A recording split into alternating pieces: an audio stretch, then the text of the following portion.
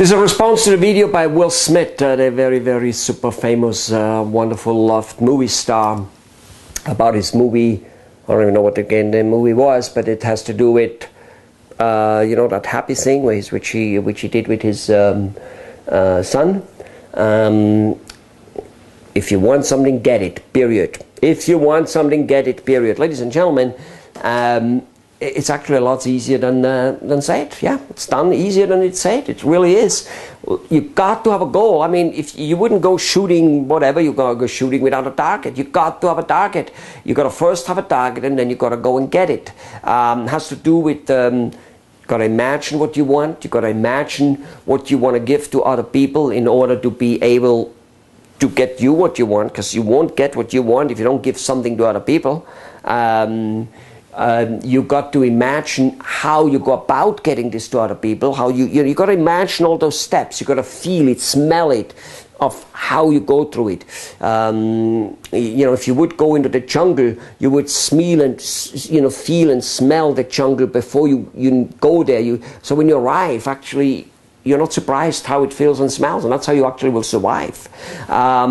There's a gentleman out there who has a book called Flawless Execution. I think it's Flawless Execution, and I think the gentleman's name is Murphy something. Anyway, he was a fighter pilot, one of those F-16, boom, boom, boom, boom, boom, boom. And he turned marketing or business consultant, like me. Well, probably not like me, probably an awful lot more successful.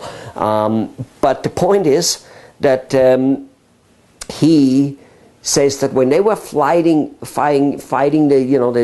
going up on a mission, that it's a great book, by the way. You should just simply read the book. It is so phenomenal. If you want to succeed in business, that is, or if you want to succeed in marriage, that is, even though it is all about business. He says, before they flew the mission, they imagined everything which could go wrong, right, and everything, just the whole mission.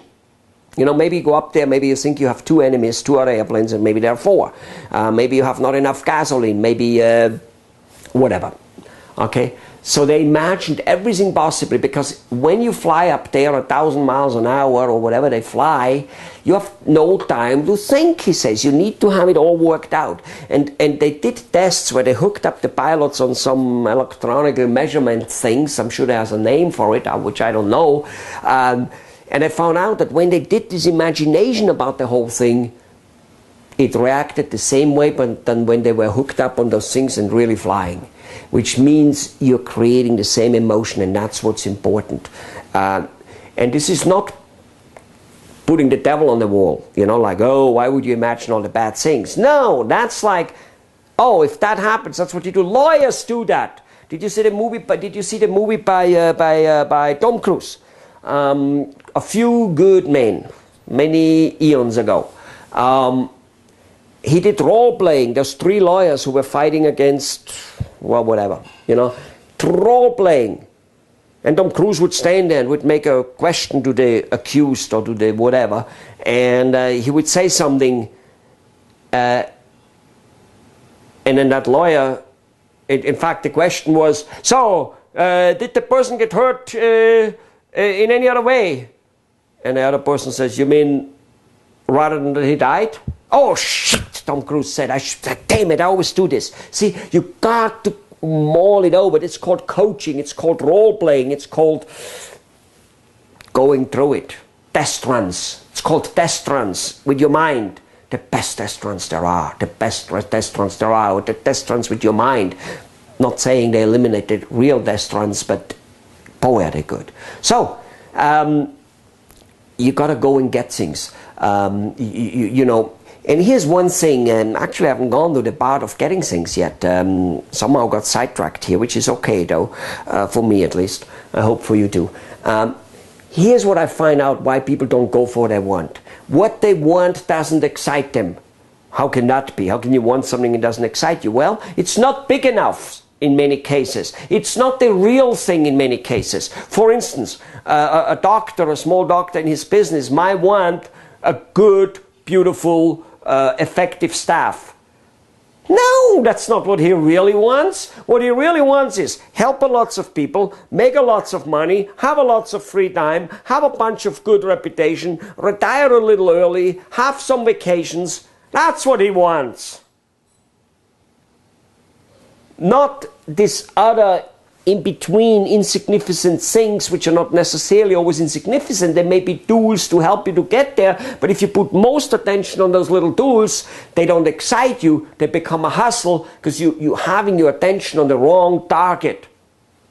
And also, I see it very often in business, people they want to improve too little. Let's just say whatever money you make and you say, oh, 15% would be great. Well, it sounds good because that 15% you think will make your car payment, your house payment. You will like, wow. You know what? Usually, most of the time, the hustle it takes to get it isn't worth to get the 15%. You got to get more. You got to, when it comes to business and to most other things, you got to double and triple your expectation. Those are the things which usually will excite you.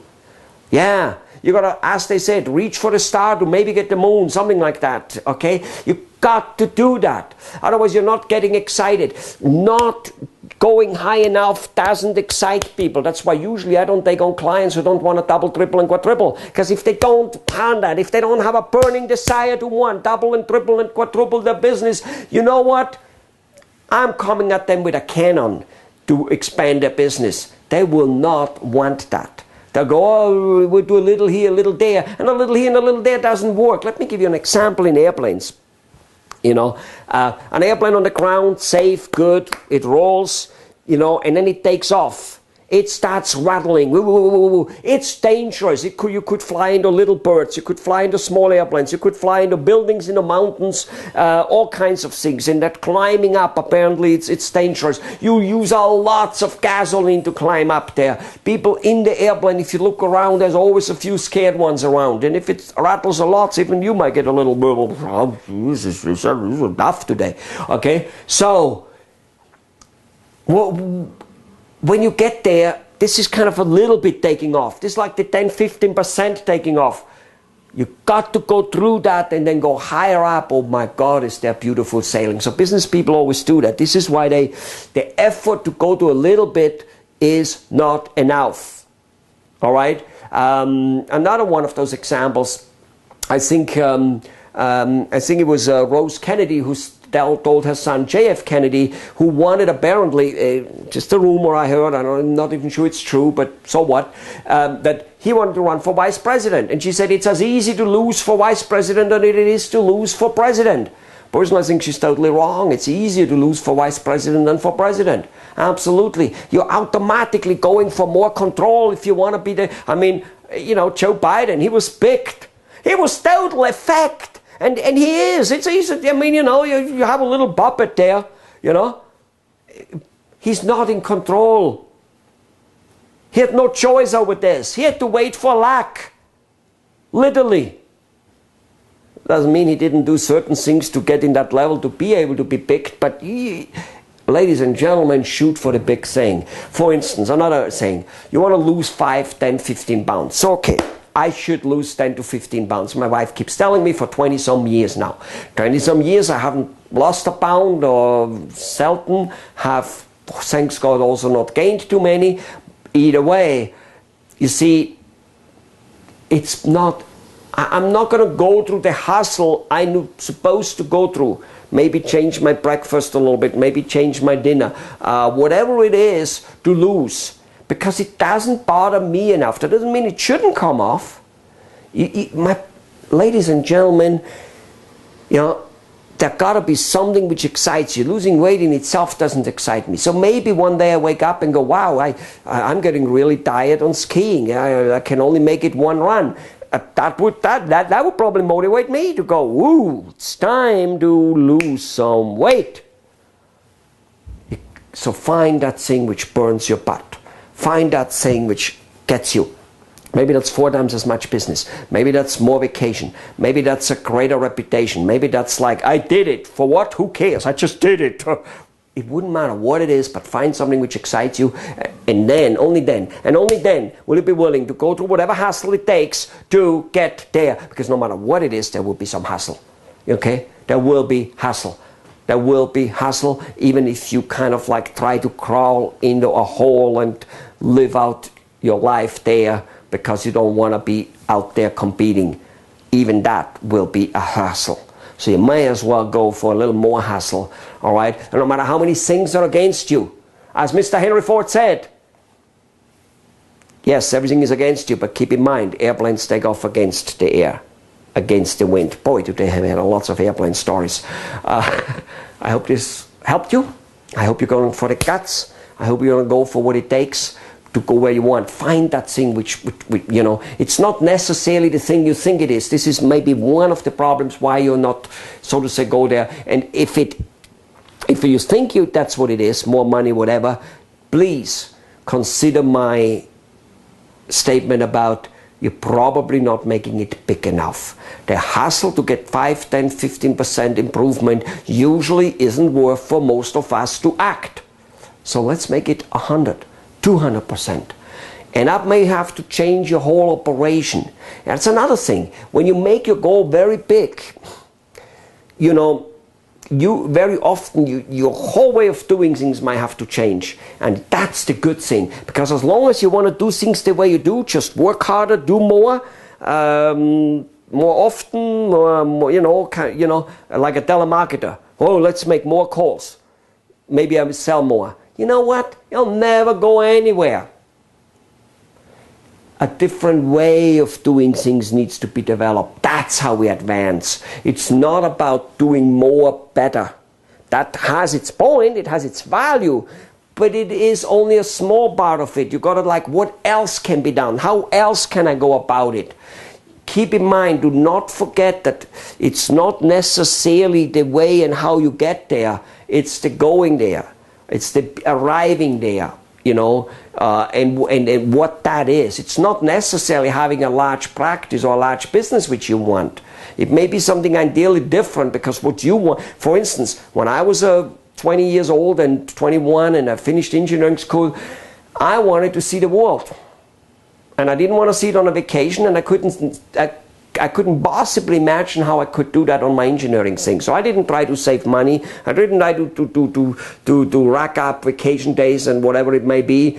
And I didn't want to wait till I'm 57 and finally can travel. I changed my complete profession. I became a waiter. I went into the hotel business. I worked in 12 countries, in 4 continents. I speak languages. I saw the world. When I was young, I worked there. I lived there. I made and spent from French francs to German marks to English pounds to Indian rupees to name it, Italian liras, African. I don't even know what the money was down there where I lived there for a couple of years. That was my goal. That excited me. All the hassles, all of a sudden, machinery engineer meant nothing to me anymore as such, because it was unimportant from what I now wanted. Dumped it just like that. And of course, today I'm still very happy that I did it, because, well, I don't know, I can fix my plumbing at home sometimes. Ladies and gentlemen, take it to your heart. Big goals. Go for it. Don't give up. Run for it. And realize there will be some hassle getting there. But isn't that part of the fun? No world championship is ever achieved without some hassle. So just don't mind the hassle. That's nothing. That's the fun of it. You can't have big wins. You can't win world championship it not being hard. It's not possible.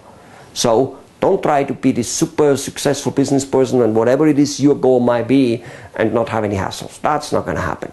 So just embrace the hassle. Goodbye.